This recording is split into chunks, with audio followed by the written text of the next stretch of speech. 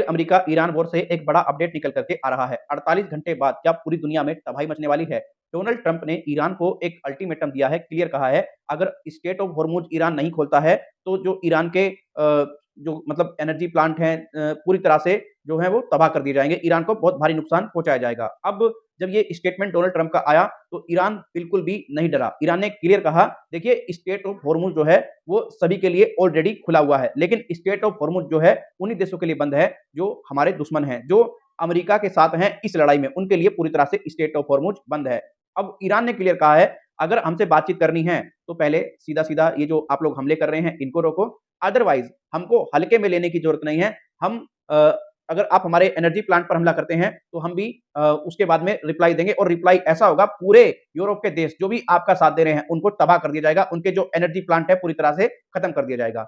अब देखिए, बहुत ज़्यादा डर का माहौल चारों तरफ बना हुआ है। लोगों का कहना है, क्या पूरी तरह से अब पूरी दुनिया में तबाही मचने वाली है? क्या अमेरिका पूरी दुनिया को नुकसान पहुँचाने वाला है? देखिए, मैं आपको स्पष्ट बता दूँ, डोनाल्ड ट्रंप की बातों पर भरोसा करना इम्पॉसिबल है, क्योंकि डोनाल्ड ट्रंप कल कुछ कहते हैं, परसों कुछ कहते हैं। अभी मैं इनका एक ट्वीट पढ़ रहा था, जिसमें ये कह रहे थे, ईरान को हमने पूरी तरह से घुटने पे ला दिया है। ईरान पूरी तरह से अब मतलब आत्मसमर्पण कर देगा, ईरान की हम रिजीम चेंज कर देंगे। कभी ये कहते हैं कि भई ईरान बहुत बहादुर है और बहुत बहादुरी से लड़ रहा है और बहुत मतलब मैंने इंटेलिजेंट लोगों से मतलब पंगा ले लिया है। मतलब इनकी जो बातें हैं, वो एक नहीं रहती हैं, इनकी बातें बदलती रहती हैं। लेकिन फिर भी देखिए, ये जो युद्ध चल रहा है, ये पूरी तरीके से सही नहीं है। इससे बहुत से देशों का नुकसान है और आने वाले टाइम में जो इकोनॉमी है सभी देशों की, उस पर बहुत भारी प्रभाव पड़ेगा। आम जन के लिए ये पूरी तरह से सही नहीं है। देखिए, अगर हम बात करें जो इंटरनेशनल रूल्स हैं, वो इंटरनेशनल रूल्स ये कहते हैं कि इस तरीके से जो आम नागरिकों को नुकसान नहीं पहुँचाना चाहिए, ये पूरी तरह से सही नहीं है, आम नागरिकों को नुकसान पहुँचाना और जो मतलब जैसे पानी हो गया, गैस हो गया,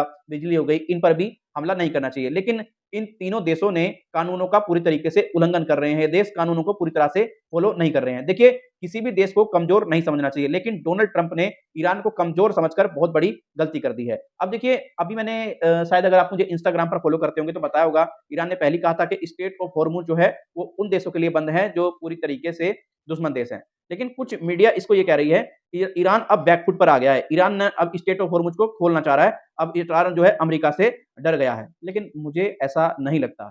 जब उसने इतना सब कुछ खो दिया है, अब उसके पास में बचा ही क्या है? उसको तो पता है भैया सीधी-सी बात है, लड़ना है या तो मर जाएँगे या बच जाएँगे, तो ईरान के पास में बचा ही क्या है? तो यही अब तक का बड़ा अपडेट निकल कर के आ रहा था और एक अपडेट और है, ईरान ने इज़राइल में ऐसे हमले किए हैं, ईरान ने जो हमले किए हैं, वो इज़राइल का वहाँ पर न्यूक्लियर प्लांट था, वहाँ पर हमला कर दिया है, जिसमें काफ़ी लोग घायल हैं, 200 से भी ऊपर और अब 50 से भी लोग ज़्यादा मतलब अपनी जान गँवा चुके हैं, ऐसा बताया जा रहा है। अब आप कहेंगे कि ईरान ने ऐसा क्यों किया? देखिए, गलती इसमें ईरान की नहीं है, पहले ये काम किया था किसने? अमेरिका और इज़राइल ने। ईरान ने जो हमला किया था जिसमें बच्चियाँ मारी गई थी 160 से भी ऊपर, तो ये तो गलती दोनों तरफ से चल रही है ना, मतलब नियमों का उल्लंघन दोनों तरफ से ही चल रहा है। बाकी इस बड़ी खबर पर आप क्या कहते हैं? अपनी राय कमेंट बॉक्स में ज़रूर दें और ऐसे ही अपडेट पाने के लिए हमें ज़रूर सब्सक्राइब कर लीजिएगा, अगर आप यूट्यूब पे देख रहे हैं। फेसबुक पे देख रहे हैं तो हमारे फेसबुक पेज को लाइक, फॉलो कर लीजिएगा। धन्यवाद।